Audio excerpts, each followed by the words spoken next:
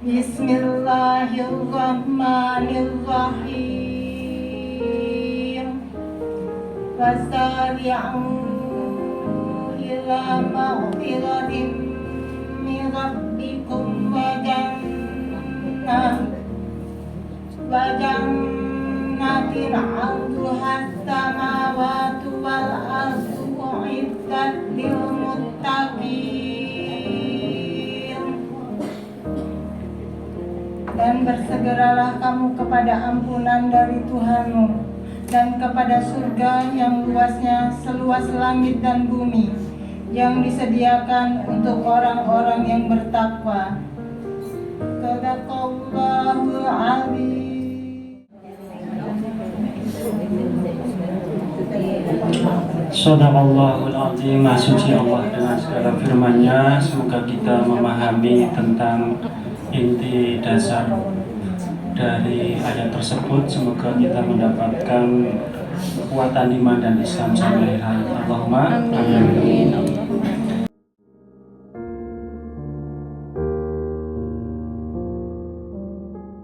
Selanjutnya sambutan halal bihalal dari penasehat dan pembina pengajian Ayom-Ayom, Mbah Kiai Mbah Mul. Kalau semangga akan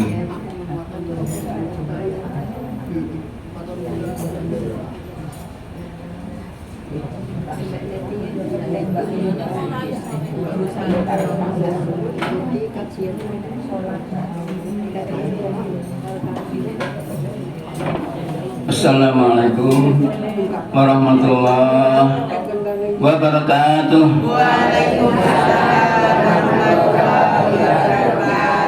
Alhamdulillah, mantap. Bismillahirrahmanirrahim. Alhamdulillahirabbil alamin. Alhamdulillahilladzi nahmaduhu wa nasta'inuhu wa nastaghfiruh wa na'udzu billahi min syururi anfusina wa min sayyiati a'malina. May yahdihillahu fala mudilla lahu wa man yudlil fala hadiya lahu. Asyhadu an la ilaha illallah wahdahu la syarika lah wa asyhadu anna Muhammadan abduhu wa rasuluh wa la nabiyya ba'dah. Allahumma shalli wa sallim ala nabiyyina Muhammadin wa ala alihi wa ashabihi ajmain, amma ba'd.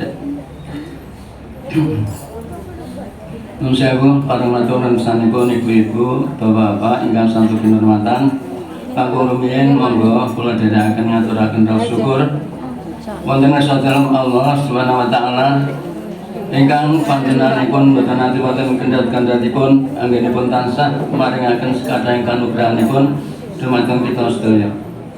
Satemah kanthi mekaten kita sedaya ngantos enjing menika tasih dipun keparengaken saged rawuh wonten ing Masjid Baitul Qadar saperlu midhangetaken pengaosan. Pengaosan menika saben akad kedua saben wulanipun. Sanes wekdal kula aturi rawuh malih kados dene jenjang menika. Nuwun sewu, samenika sampun wulan Dzulqa'dah, alias Dzulqa'dah. Ananging adicara menika tasih kalebet sawalan inggih menika saling maafkan ing antawisipun panjenengan lan kula sedaya. Panjenengan sedaya lan kula sedaya. Para sahabatipun Rasulullah SAW nalikanipun melanggengkan Syawalan menika ngantos 6 bulan saksampunipun bulan Ramadan. 6 bulan Syawal, Dzulqa'dah, Besar, Suro, Safar, Mulud. Ngantos Mulud menika tasih melanggengkan Syawalan. Artinya apa? Banyak memohon pada Allah, taqabbalallahu minna wa minkum. Mugi-mugi Gusti Allah nampi puasa kita ing bulan Ramadan. Mekaten mugi nampi puasa panjenengan sedaya wonten ing bulan Ramadan. Iki dilanggengkan kalian para sahabat. Lajeng 6 bulan berikutnya kathah ndedonga, ya Allah mugi kula sedaya menika dipun panggihaken malih wonten ing bulan Ramadan ingkang badhe datang. Alias napa nyuwun panjang yuswa supados saged panjang yuswa menika mbetahaken bacaan kita tansah sehat. Siapa yang ingin sehat? Acung. Sedaya kepengen sehat nggih? Alhamdulillah.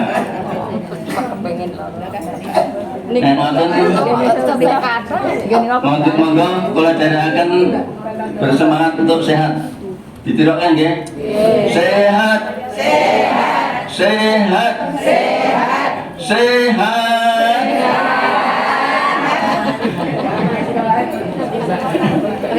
Alhamdulillah, mugi-mugi Gusti Allah bisa baik sedaya panyuwunan kita menika wau senajan to namung kanthi singkat ananging nika wau ucapan singkat tapi padat maknanya.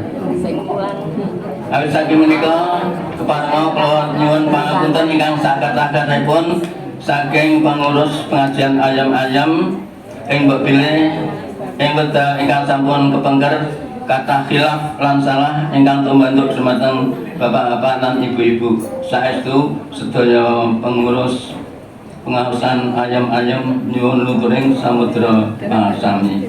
Kanthi mekaten ing antawisipun kita sedaya sampun sah 0-0 sampun ngantos damel 1-0.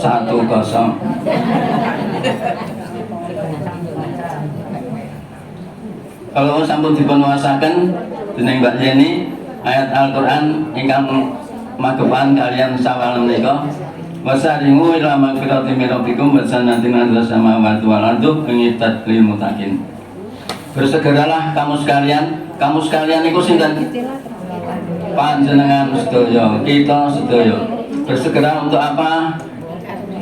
Untuk menuju ampunan Allah dan surganya Allah yang luas langit dan bumi. Sinten sing kepengin entuk ampunane Gusti Allah? Alhamdulillah. Sinten sing kepengin mlebu surgane Gusti Allah sing jembare langit lan bumi angkat tangan. Alhamdulillah. Kita sedaya insyaallah dipun makbulaken dening Gusti Allah mlebu wonten surganipun Allah Subhanahu wa taala. Syaratipun kados wau disediakan untuk orang-orang yang bertakwa. Untuk orang-orang yang bertakwa, insya Allah panjenengan saya kalbet ewanipun kaulanipun Gusti Allah kang tansah bertakwa dari saat ke saat alias istiqomah ketakwaanipun. Amin ya rabbal alamin. Mbok pilih mekaten ingkang dados atur kula kanthi singkat dengan harapan yang singkat ini mudah diingat. Insya Allah kita sedaya tansah dipun paringi naungan saking sadaya Allah Subhanahu wa taala. Amin ya rabbal alamin. Assalamualaikum warahmatullahi wabarakatuh. Waalaikumsalam warahmatullahi wabarakatuh. Salajengipun katuraken sangat ageng panuwun wonten sanipun Mbak Dr. Novita ingkang sampun kepareng rawuh lan tansah maringaken sedherekipun. Kula aturaken sajakumullah khairan katsira. Amin. Mugi-mugi Allah Subhanahu wa taala paring lelintu kanthi lelintu melangkung kathah lelintu ingkang langkung kathah tur langkung sae langkung manfaat fid dunya wal akhirah. Amin ya rabbal alamin. Assalamualaikum warahmatullahi wabarakatuh. Waalaikumsalam warahmatullahi wabarakatuh. Salajengipun pengawasan ingkang diisi oleh Mbak Dr. Novita wekdal saha papan kula sembangaaken. Derengipun para ibu mboten malih Mbak Yeni. kangge tiyang sanes malih ajeng malih ya. Yuk, maju lagi. Ya, dekat itu maju lagi. Mbak itu nih. Maju balik.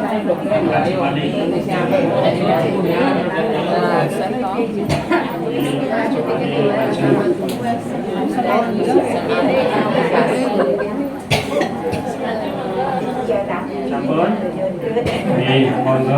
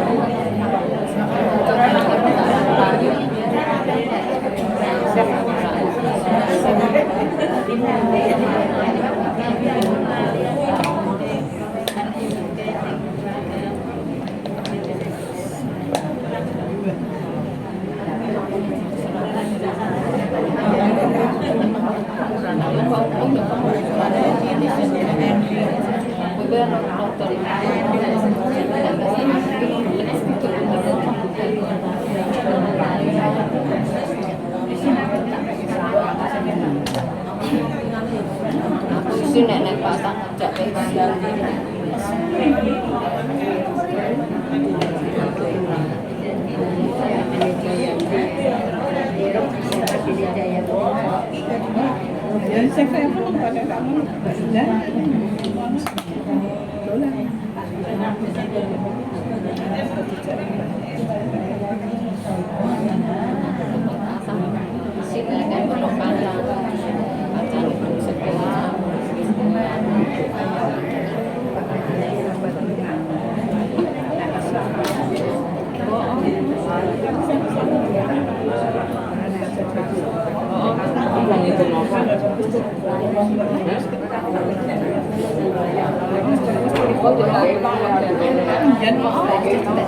ada apa Pak? Mau sangat terus bisa tangan rong. Bu, Mak.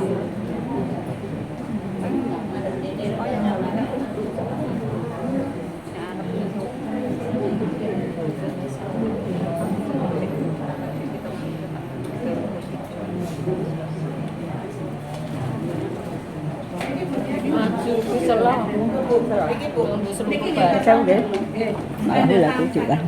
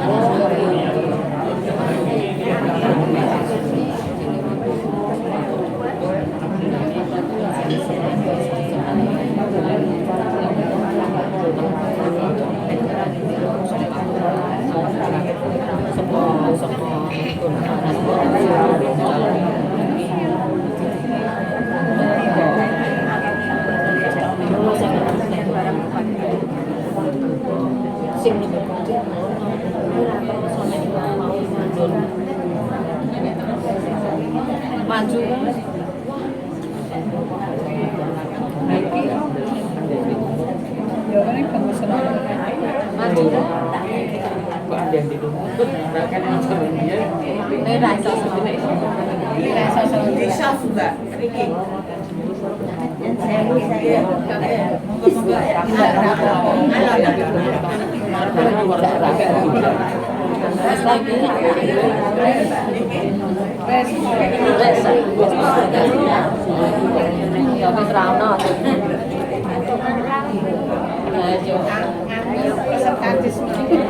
Tak pesan Mbak Sri janji.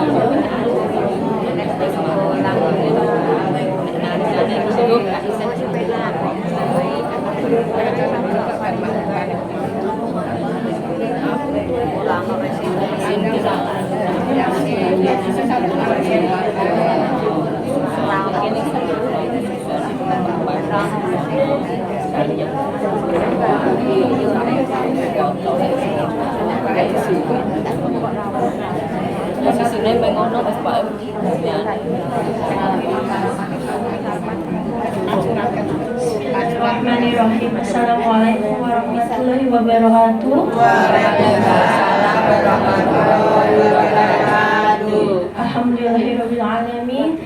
Puji syukur atas Allah Subhanahu wa taala sehingga kita semua diberikan kesehatan hingga hari ini, dan tak lupa untuk junjungan Nabi Muhammad SAW.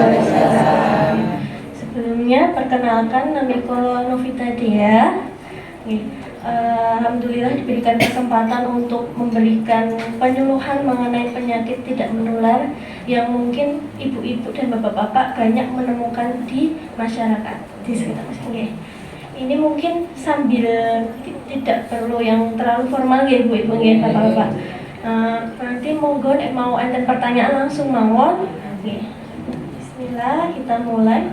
Nah, banyak sekali macam-macam penyakit yang ada di masyarakat. Pertama itu pasti tekanan darah tinggi. Jadi darah kita itu memiliki tekanan yang seharusnya normal, tapi ketika mungkin ada faktor resiko dari usia, stres, pola makan, nah itu menyebabkan tekanan darah tinggi sehingga juga bisa memicu penyakit jantung. Kemudian enten yang namanya dislipidemia, niku nopo itu merupakan penyakit yang kalau kita namanya kolesterolnya tinggi, nah lemak-lemaknya kok berlebih. Nek misalnya numpuk, niku sakit resikonya jantung namanya jantung koroner. Jadi penyumbatan akibat sampah-sampah lemaknya terlalu banyak. Kemudian enten yang namanya diabetes mellitus. Nah, niku penyakit apa ibu-ibu? Gula ya. Nah, itu berarti gulanya kok terlalu tinggi. Sebetulnya boleh enggak sih minum manis-manis? Sebetulnya memang boleh, tapi tidak boleh yang namanya berlebih. Rasulullah juga menyarankan ya, tidak boleh yang terlalu berlebih ya. Kemudian asma. Nah, asma ini sesek biasanya enten faktor risikonya riwayat sebelumnya atau pas kecil, nopo riwayat keluarga, tapi kebanyakan itu alergi ibu-ibu. Jadi misalnya dingin, minum es, nopo debu, nah itu memang pemicunya. Kemudian artritis peradangan sendi, nah biasanya sinten iki sendine sok kecetet, nah keju-keju. Kemudian osteoartritis juga, itu juga termasuk peradangan pada tulang maupun sendi. Kemudian niki mungkin hipertensi niki kok terlalu sering di masyarakat. Pertama mungkin dari faktor yang banyak itu genetik namanya, keluarga dulunya dari wayang kok pola makan terutama si asin-asin gorengan itu enak nggak bu ya. Tapi nggak niku sesuatu yang berlebihan tidak baik. Nah keluhannya biasanya hipertensi niku peningkatan darah sistolik. Kadang kan sok bingung ya, sistolik niku nopo, diastolik niku nopo. Sistolik niku jadi nek kok darah niku kan mompa. Nah, kalih istirahat. Nah, sistolik niku pas darahnya lagi bekerja. Tapi nek diastolik pas istirahat. Jadi nek si atas niku si pas nilai mompa, terus yang bawah niku pas istirahat. Jadi misalnya pun 130/90. Berarti 130-nya saat di pompa, 90-nya istirahat. Nah, itu walaupun tapi kebanyakan memang yang dilihat yang atas bu. Cuman yang bawah itu fungsinya nanti kita lihat untuk jaraknya. Nah, jaraknya terlalu jauh sama yang atas itulah lebih bahaya gitu. Kemudian niki biasanya kok saya usianya masih 30 tahun tapi 130/80 niku kok dianggap tinggi, sedangkan orang-orang pada usia 60 tahun, 70 tahun tensinya 130 itu kok normal. Nah memang kenapa? Karena kalau semakin usianya itu semakin tua, itu kan pembuluh darahnya tidak diibaratkan usia 60 sama 30 kan pasti yang pembuluh darahnya lebih bagus yang 30 ya Bu ya. 60 tahun kan semakin melebar pembuluh darahnya. Nah, itu memang kita anggap normal Bu. Nah, tapi harus hati-hati juga pada usia 60 tahun yang biasanya di usia 30 tahun ke bawah 110 itu normal, 100 itu normal, tapi di usia 60 tahun biasa juga disebut hipotensi. Hipotensi ini kok tensinya kurang, itu biasanya pada orang-orang yang sesek biasanya. Sesek terus dosisnya terlalu tinggi untuk obat tensi. Nah, makanya kalau ibu-ibu enten riwayat tensi ini jangan untuk saya yang penting udah beli obat di apotek. Nah, kebanyakan gitu kan Bu. Padahal tensi itu harus disesuaikan sama saat itu juga. Ya, dicek kali dokternya, yang resepi dokternya nanti dikurangi untuk dosisnya nopo dinaikkan dosisnya. Jadi nek misalnya contohnya Bu, tensi pertama 150. Nah, 150 misalnya kita kasih 5 mili. Nah, terus ibu udah kepenak dengan 5 mili. Saya tak beli aja di apotek 5 mili terus. Ternyata kok makin ada keluhan. Terus dicek 160. 180, pakai 5 mili nggak bisa. Jadi kayak ibaratnya kita percuma untuk minumnya. Nah makanya nanti ada yang namanya program puskesmas biasanya itu 30 hari atau 1 bulan cek ulang. Itu memang betulnya seperti itu gitu. Nah biasanya keluhannya nopo tuh enten nyeri kepala, jantungnya kok berdebar, biasanya kaku di leher tengkuk nih ya. Kemudian kalau sampai kok sakit dada itu kemungkinan sudah komplikasi ke jantung biasanya gitu, tapi jarang. Nah yang paling nggak spesifik itu sampai nggak ada keluhan. Nah sebetulnya lebih bagus mana Bu, ada keluhan atau enggak? Ada keluhan. Betul. Nah misalnya kalau nggak ada keluhan berarti kan tubuh kita udah nggak ada responnya, harusnya ada alarmnya. Kamu itu nggak, atensimu tinggi, sedangkan misalnya nggak ada keluhan di tubuh kita, alarmnya nggak ada, berarti itu malah bahaya. Gimana caranya tahu kita ke rumah sakit gitu nih? Nah ini faktor resiko nih, usia, jenis kelaminnya kebanyakan apa Bu? Yang bisa jawab nanti. Kalau yang bapak-bapak enten sarung, kalau yang ibu-ibu enten jilbab. Ya ini apa Bu? Biasanya jenis kelaminnya banyak mana? Monggo yang Pak pinter Pak. Betul, laki-laki kenapa? Kenapa Pak laki-laki? Karena pertama Bu, biasanya kan bapak-bapak nek nggak asin, nggak ada yang gurih-gurih, nggak mau. Terus olahraganya kurang. Yang paling besar perutnya cewek apa cowok ya? Cowok, gitu. Oke, Pak. Berarti bapaknya sudah betul laki-laki. Lagi ya Bu ya. Terus apa lagi nih? Komplikasinya biasanya nih Bu, kebanyakan di UGD tensinya udah 210. Biasanya itu 200 di puskesmas gak ada keluhan, ini kok di IGD ada keluhan. Dikasih obat lewat mulut bawah lidah pernah nggak Bu? Wah itu berarti udah masuk namanya hipertensi urgensi. Namanya urgent itu berarti kan gawat. Nah kalau emergency gawat darurat. Nah itu berarti sudah peringatan, hampir peringatannya tinggi Bu. Itu berarti resiko struknya lebih dekat. Jadi memang kayak gini harus cepat-cepat diobati. Memang ada yang dipulangkan tidak dirawat inap, tapi kebanyakan kalau misalnya kok dikasih obat lewat bawah lidah itu nggak turun, nah itu biasa kita antara dirawat inap atau enggaknya nanti tergantung kondisi pasiennya. Ada keluhan nggak selain itu? Apakah sebelumnya ginjalnya bermasalah, jantungnya bermasalah? Nah itu risiko kita rawat inapkan. Tapi enggak. Kemudian ini hipertensi biasanya yang berat badannya berlebih, nah itu harus diturunkan. Tidak perlu ya ngoyo-ngoyo Bu, cukup jalan sehat seminggu 3 kali, cuma jalan keliling aja nggak apa-apa, nggak usah sampai berkeringat berlebih itu enggak.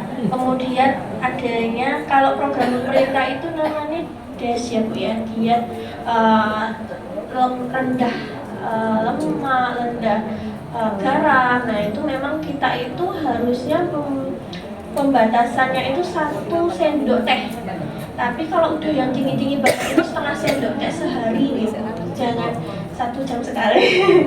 Terus aktivitas fisiknya tadi ya Bu, nggak perlu yang susah-susah, cuma jalan aja. Atau nah ibu pengen di rumah itu pakai aqua yang diisi air. Nah itu paling kayak orang nge-gym nih Bu. Nah biar tangannya itu kan ada gerak.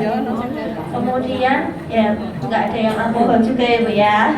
Terus juga jantung. Nah ini biasanya pada laki-laki. Kenapa? Faktor resikonya pasti merokok biasanya. Kemudian keluhannya itu sesek jalan kan berjalan itu memang udah sesek. Kancingin baju dia udah sesek Bu, biasanya kayak gitu, itu yang udah lebih parah. Kemudian ada lemas, mual muntah. Nah ini faktornya pun hipertensi, balik lagi berat badan berlebih, merokok, diabetes juga bisa. Modifikasi gaya hidup atau tata laksananya itu biasanya sama, hampir mirip sama tensi, cuman memang dibatasi aktivitasnya. karena udah sampai jantung, biasanya jantungnya itu sampai bengkak. Di rongsen kok riwayat tensi tapi jantungnya bengkak, nggak ada riwayat sesek. Sebetulnya itu ada yang memang dikatakan normal Bu, karena semakin tua itu ternyata jantung itu kalau di rongsen kadang memang membesar terlihatnya, karena kan fungsinya sudah menurun tapi kerjanya tetap gitu. Nah itu memang. Kemudian ini yang tadi kolesterolnya naik, tapi kolesterol itu sebetulnya ada yang bagus nggak Bu? Ada. Yang ini apa?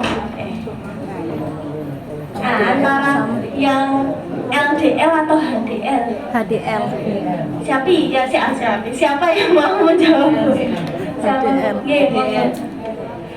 Ada lagi salah Bu. Ayo LDL. Kenapa Bu?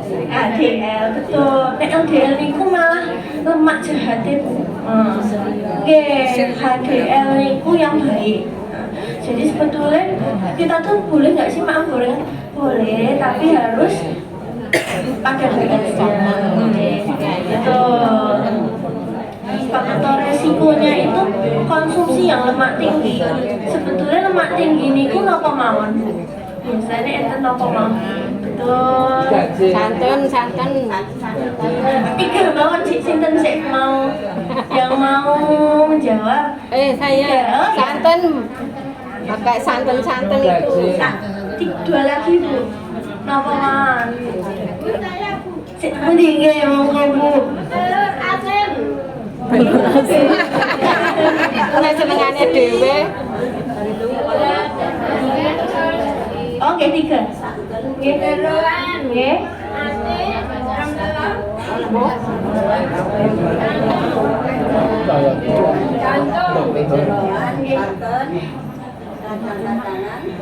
Sama ada Bu salah satu yang tinggi itu seafood. Nah itu apa biasanya? Yang biasanya udang, ini udang. Enak Kemudian, nah ini faktor sebetulnya kalau lemak yang namanya dislipidemia itu berhubungan juga sama jantung, tapi kalau yang tadi itu kan yang sebelumnya sampai menggeh itu kemungkinan kan bukan, itu namanya gagal jantung atau CHF biasanya. Tapi kalau yang sampai penumpukan sampah lemak yang berlebih itu koroner biasanya Bu. Jadi jantung koroner niku malah yang biasanya direkam jantung niku kok enten kenaikan, jadi harus cepat-cepat dirujuk.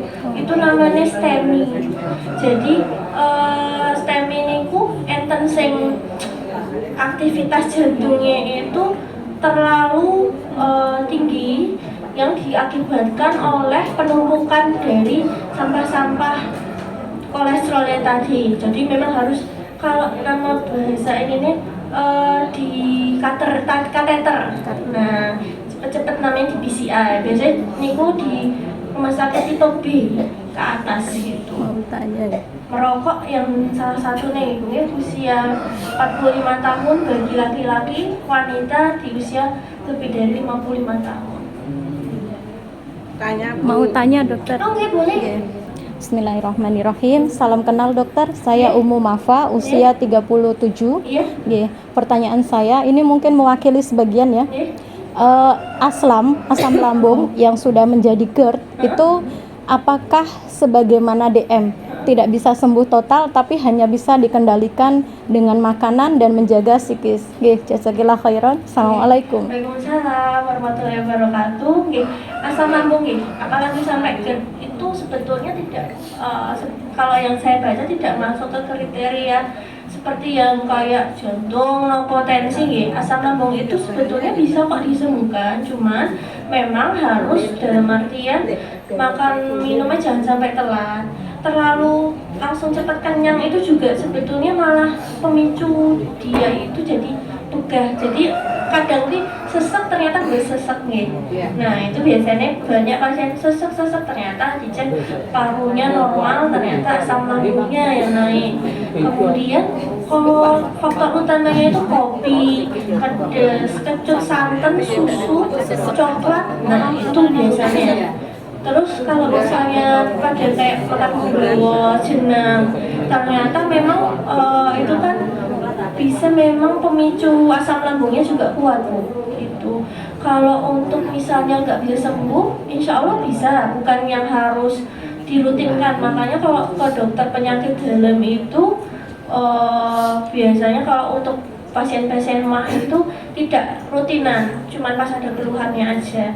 Beda kalau sama tensi gula.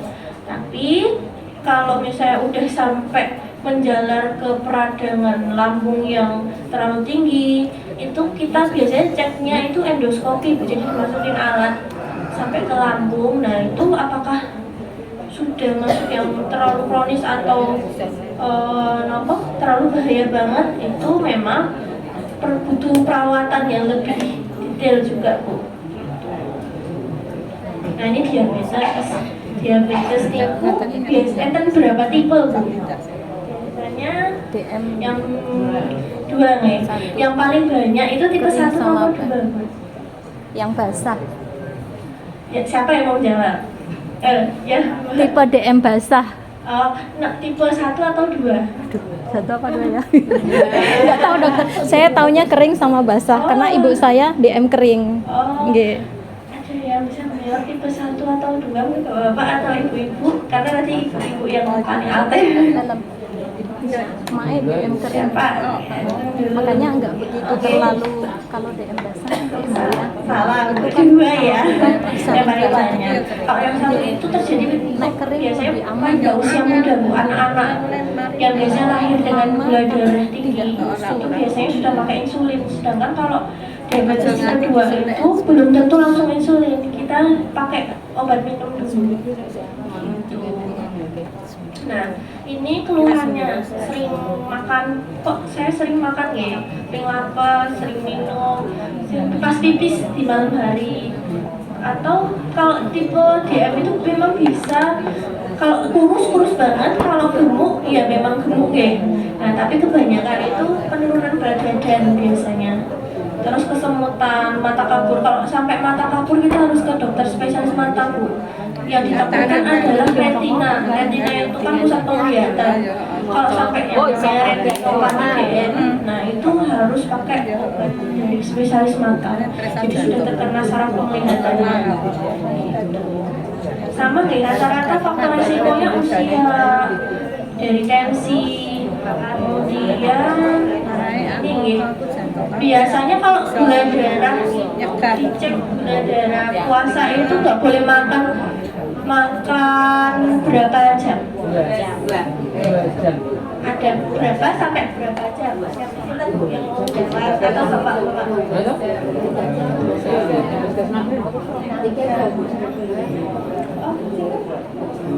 Ada yang lain Pak? Mungkin tantangannya sebelum 10 berapa? Nah, 8 gitu. Biasanya mungkin ada yang memang ada yang bilang 12 jam gitu, tergantung memang, tapi kebanyakan kalau dulu itu 8 jam. Jadi itu 8 jam. Biasanya kalau kita ininya nek puasa itu setelah sahur hitungannya. Nanti disuruh ke poli itu jam 8 atau jam 9 biasanya. Oh, jam 10. Oke, memang biasanya. Nanti antaranya langsung ke lab ya biasanya Ibu, atau memang disuruh nunggu dulu untuk ke lab ya. Makmu tinggi banget loh. Itu ada keluhan nggak? Ada. Keluhannya sesak atau pusing atau tapi udah diobat. 500 itu sangat tinggi banget. Resiko kematian kaburnya itu tadi resiko retinopati DM. Jadi retina 500. Dikasih obat apa? Buat gula aja. Itu kalau sampai matanya kabur-kabur gitu kita rujukan ke mata itu. Sampai kok ada keluhan lagi. Karena yang ditakutkan tadi pusat penglihatan mata itu namanya retina gitu ya. Nah itu nanti nggak ada resiko yang ke arah penglihatan. Nah ini namanya edukasi diabetes, biasanya kita kasih adanya 5 pilar. Pertama, diabetes, memang obesitas harus dikurangi porsi makan.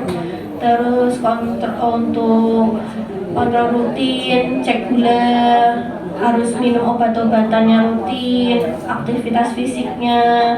Kemudian di sini juga ada ya, ini beberapa memang sumber penyakit dalam itu ada namanya gula, yaitu untuk kurangi gula, asam urat, lemak, penurunan obesitas sama hipertensi. Gitu. Kalau untuk buket itu adalah jenis-jenis ini kan singkatan ya Bu, ada yang jeroan, alkohol, sarden, burung dara, ternyata nggak unggas-unggasan, kaldu, kacang-kacang, empeng, tape.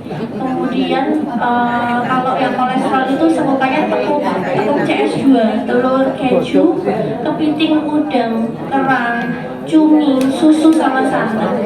Kemudian kalau yang singkatannya mabuk ya, oh tensi juga Bu, itu tensi gula itu kan satu kesatuan. Penyakit jantung itu kan pasti gula, tensi, kolesterol itu nggak jauh-jauh biasanya. Kemudian asma gitu, biasanya enten yang riwayat asma Bu di sini. Gangguannya apa? Capek atau kadang flu gitu ya, memang biasanya dari faktor itu. Kalau sebetulnya Ibu kalau asma itu saluran nafasnya itu dia itu peradangannya itu hanya sebagian. Yang ditakutkan itu menjadi penyakit paru obstruktif kronis (PPOK) yang biasanya pada bapak-bapak perokok. Nah, sedangkan kalau asma itu masih bisa untuk karena dia obstruksinya atau obstruksi itu penyumbatan gitu guys. Jadi kayak penyumbatannya itu nggak bersifat kronis, biasanya itu cepat untuk diobati. Tapi kalau udah kronis, nah itu mau kita asap pun biasanya tetap susah itu. Kemudian faktornya ya pasti AKP ini tuh riwayat alergi, keluarga, jenis kelamin, juga pengaruh. Kebanyakan memang kalau untuk jenis kelamin itu laki-laki ya, karena faktor resikonya terlalu tinggi juga. Kemudian untuk makan makanan pengawet, penyedap itu juga pengaruh. Ternyata kalau ada yang nyium parfum itu juga bisa bikin sesak juga ya. Parfum, bau-bauan yang lain. Kemudian kapan harus diobati sih Bu? Jadi kita memang kalau dengan sesak itu termasuk gawat darurat ya Bu. Jadi kita memang harus langsung ke tempat kontak puskesmas atau IGD, kemudian kontrol teratur, hidup sehat, sama hindari faktor-faktor yang memang mencetusnya. Nah, ini yang kebanyakan ibu-ibu suka itu adalah materi tentang radang sendi, kecetit gitu ya. Nah, biasanya kalau habis makan, tidur, atau habis aktivitas, nah iya, kalau misalnya pas angkat-angkat berat itu atau nyunggi-nyunggi yang barang-barang berat, terus kecetit, apa kepleset, langsung ke puskesmas minta obat nyeri. Nah itu sebetulnya kayak gitu, perlu nggak sih Bu kita itu minum obat nyeri terus? Kalau ada yang bilang nanti ginjalnya gimana, sedangkan kita hanya memanfaatkan obat nyeri aja. Yang penting ada obatnya, nyeri terus saing. Terkadang memang kebiasaan itu sebetulnya tidak baik. Memang anti nyeri itu hanya penolong pertama. Cuman untuk seperti ini, kalau saran saya, misalnya radangnya masih baru, kompres air es ya. Kompres es batu atau air es selama 3 hari. 3 hari itu kenapa? Karena fase awal, namanya fase awal. Setelah 3 hari sudah kronis. Jadi kompres anget. Nah, dibandingkan kita minum anti nyeri terus, kenapa kita yang bergantung sama obat? Lebih baik kan di sekitarnya ada air anget atau es batu. Tapi ingat ya, 3 hari pertama pasti es batu gitu. Mau itu habis jatuh kecetit itu jangan diurut dulu, dipastikan itu bukan patah patah tulang atau ibaratnya nek bahasa Jawa ini melengseng ya. Kalau sampai kok patah atau melengseng di urut, biasanya di ruang operasi itu susah untuk dibenarkan karena gerakan yang seharusnya tidak terlalu parah menjadi parah, itu yang kasihan dokter-dokter yang biasanya di ruang operasi kayak gitu. Jadi memang pastikan dulu di ronsen aman, kita biasanya pulangkan, mau dikompres atau dikasih anti nyeri itu nanti itu hanya cuman sementara. Biasanya insya Allah kedepannya nggak ada keluhan lagi. Itu tergantung sama aktivitas ibu-ibu sama bapak. Nah ini keluhannya itu keluhan nyeri, untuk gerak aja susah, biasanya ada namanya kaku pagi, jadi lebih sering pagi-pagi kok jadi nyeri, kaku. Nah, krepitasi ini kalau digerakin krek-krek, nah itu kayak bunyi patah. Itu apakah kalsiumnya yang kurang atau faktor usia? Nah ya itu enten namanya olinya ya Bu ya. Olinya memang setiap tahun pasti kita berkurang ya. Nah itu kalau memang dalam kedokteran itu ada Bu cairan yang untuk mengganti oli, tapi itu tidak apa ya. Kalau misalnya masa setiap ini sontek kayaknya juga ini ya apa namanya pasti ada efek sampingnya. Lebih baik kita kalau misalnya masih olahraga ya tetap olahraga diimbangi dengan susu mungkin ya, susu kalau nggak ada mah setelah makan biasanya itu. Terus untuk edukasi pencegahan ya sami gitu. Mungkin banyak konsumsi vitamin D ini gitu pagi tapi maksimal jam 9 ya. Sekarang itu karena sinar matahari itu semakin siang semakin bukan efeknya bukan sehat, tapi bisa mengarah ke kanker biasanya kalau lama-lama berjemur. Karena kan semakin sekarang efek rumah kaca lain-lain kan sekarang kondisi tidak baik-baik ya, kondisi dan lain-lain itu. Kemudian ini sama sih Bu, ini ada tabel untuk susu ikan, sayur, kaca-kaca yang bagus untuk persendian.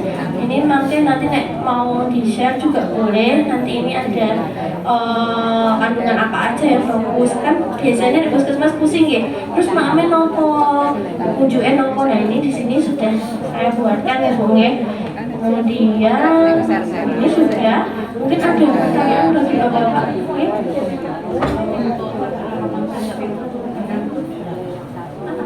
Tadi sudah saya kasih tahu, ada yang bisa jawab nggak Bu takaran orang sehat garam itu berapa? Tadi yang pas hipertensi tadi. Siapa yang mau jawab? Iya. Oh ya, 1 sendok teh betul. Ya, 1 sendok teh. Kalau misalnya bagi orang yang penderita hipertensi, memang kalau jantan kurang dari 1 sendok teh atau setengah sendok teh. Tapi ada beberapa yang memang sudah terkontrol mau 1 sendok teh nggak masalah, tapi asalkan aktivitas lain-lainnya juga seimbang ya. Jadi sesuai. Ya.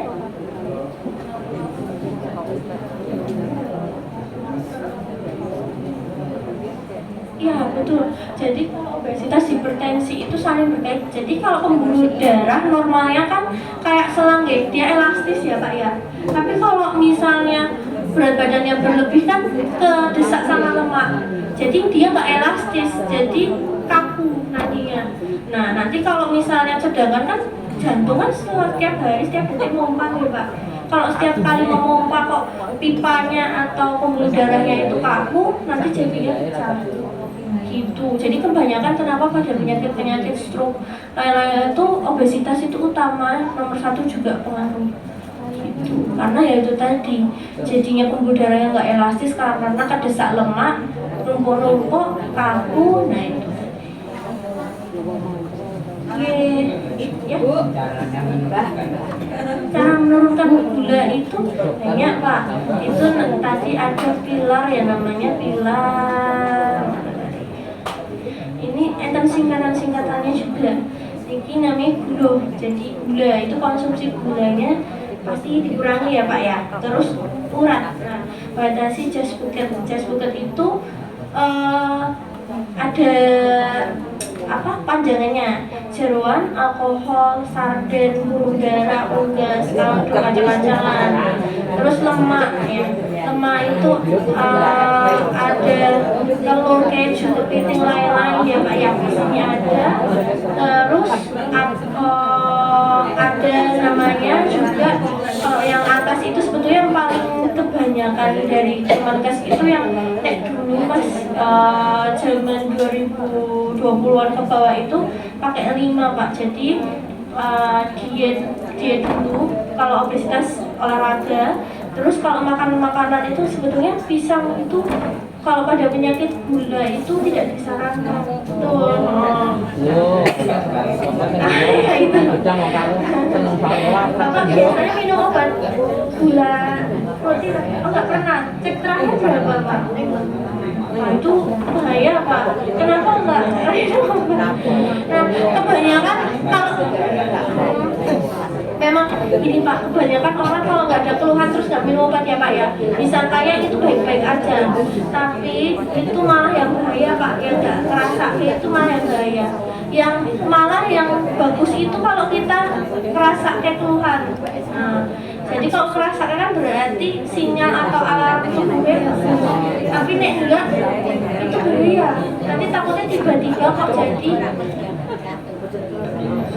Iya, karena itu kan ya efek samping ke depannya Pak. Jadi saran saya memang tetap harus dicek dulu berarti, karena jangka panjangnya pembuluh darah kita nggak ada yang tahu dia kerjanya sampai kapan. Nah itu nanti Bapak diobati Mas, nggak apa-apa Pak, nanti memang jenuh nek minum obat, tapi untuk kesehatan Bapak atau jangka panjangnya Bapak lebih bagus. Kasihan gitu. Normalnya kalau gula darah puasa itu memang di sini ya. Kalau yang baik itu gula darah puasa dari 80 sampai 99. Tapi biasanya itu kalau yang jelas di bawah 165 atau di 125 itu gitu. Oh ya, ada lagi ya. Maaf diulangi masalah kecerdasan boyok tadi. Oh iya, ini kan disukai. Ini kan aku kurang lebih 2 bulan. Ini ya kecerdasan Mbak. Ini terus aku kan rutin ke Hidayatullah terapi. Tapi ini kok belum tadi Bu Dokter mengatakan dikompres air. Oh, iya, Air es. Ya, air es itu di 3 hari pertama, tapi itu di awal-awal kecedeknya Bu. Oh, di Kalau sudah lama kayak gini udah apa Bu? Udah mau lebaran kemarin. Oh iya, Terus sebaiknya diteruskan terapi atau tetap diteruskan terapi. Biasanya ya Bu, itu ada terapi sinar biasanya. Oh iya. Ada Bu, di terapinya terapi nopo Bu? Banyak soalnya. Itu masih diapain Bu? Di sinar kan? Sinar tapi diberi apa ya, seperti nyut gitu. Kedutaan aliran listrik itu Iya. Itu sebetulnya udah bagus Bu. Memang pengaruhnya itu faktor usianya ini ada beberapa usia wanita itu kebanyakan. Kenapa? Karena risiko obesitasnya juga meningkat, karena kalau perempuan itu kan lebih lama untuk metabolisme nyerap makanannya dibandingkan laki-laki. Nah, laki-laki kan jalan makanan yang sebelumnya sudah terproses, makanya. Tapi kalau perempuan dia itu lama karena pengaruh hormon juga dan lain-lain, jadinya memang lebih banyak resiko kalau obesitas itu perempuan biasanya gitu. Nah mungkin nanti untuk kalau misalnya kita di fisioterapi terus tapi nggak disambil olahraga atau jalan sehat, nah itu maaf ya Bu, kayaknya kurang efektif atau percuma. Jadi disambil olahraga. Kalau mau malam-malam pengen kompresnya jalan-jalan sama suami. Makasih Dokter. Kemudian oh ya, waktunya sudah habis ya Bu. Jadi kalau pekerjaan yang berat nyungi-nyungi itu juga kalau bisa, misalnya sering ngangkut yang sebelah kiri, nah diganti seling kanan gitu. Kalau memang misalnya tidak bisa dihentikan aktivitas beratnya ya harus diselang-seling. Jadi jangan sampai kiri terlalu besar tekanannya dibandingkan yang kanan. Oke. Alhamdulillah ya Bu ya, sudah. Oh ya. Itu kalau berat badan normal itu tergantung tinggi, betul ya. Misalnya ini ada Bu promosi nanti misalnya, jadi kalau untuk promosinya itu berat badan dibagi tinggi badan dikurangi 100. Nah gitu. Atau biasanya kayak berat badan dibagi tinggi badan dikali 2, biasanya kayak gitu. Itu banyak promosi sambung gitu oke. Jadi sepertinya yang menjawab awal-awal tadi sih ya.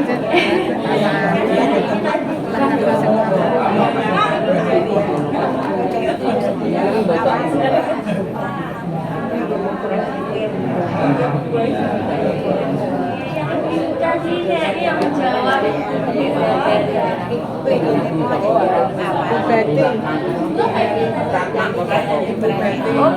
Berarti tadi yang anak itu dapatnya dompet. Tadi kayak bapaknya juga ada satu. Ini Bu Betty. Oh, yang tanya tadi dokter. Bisa satu ya Bu. Untuk bapaknya. Oh ya, tadi sini. Ya Mbak itu dong. Oh ya, yang belakang. Yang belakang maju. Oh ya, oh ya. Mbak Betty. Monggo yang tadi jawab di awal-awal. Enggak mau bikin. Oke, oh ya. Oke, dilanting. Mbak yang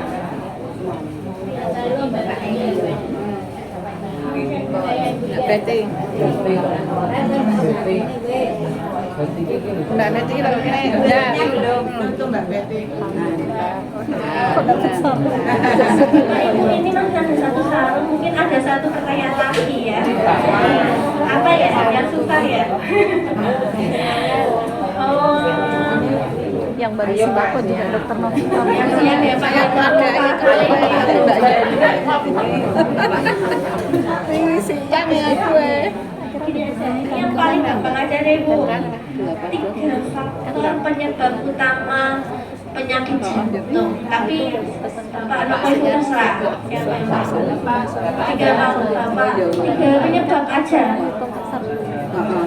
Iya, saya yang Kemarin 8. diabetes. Ya itu masalah tadi yang materi awal. Sama Mbak Yani. Ya Bu ya. Terima kasih ya Bu ya sudah dikasih kesempatan di sini memberikan materi, mungkin berkah semuanya, diberikan kesehatan, kemudian ibu-ibu semua bisa mendapatkan manfaat dari materi pagi ini ya Bu. Kita doakan sehat selalu. Semoga ke puskesmas cuma konsultasi masalah yang lain bukan kesehatan. Oke. Assalamualaikum warahmatullahi wabarakatuh. Amin.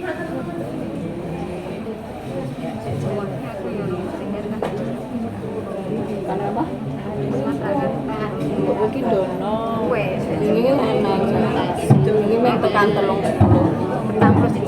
Alhamdulillah pengawasan konsultasi kesehatan oleh Mbak Dr. Novita Diamalia. Beliau seorang dokter yang kerja di rumah sakit, ini nanti juga mau dinas, sehingga harus berbagi waktu. Beliau itu donatur tetap ayam-ayam. Semoga beliau diberikan kesehatan, keselamatan, ketentraman, kebahagiaan, barokah usia, barokah ilmu, barokah rezeki, barokah amal, dan segera Ini soalnya untuk live nih.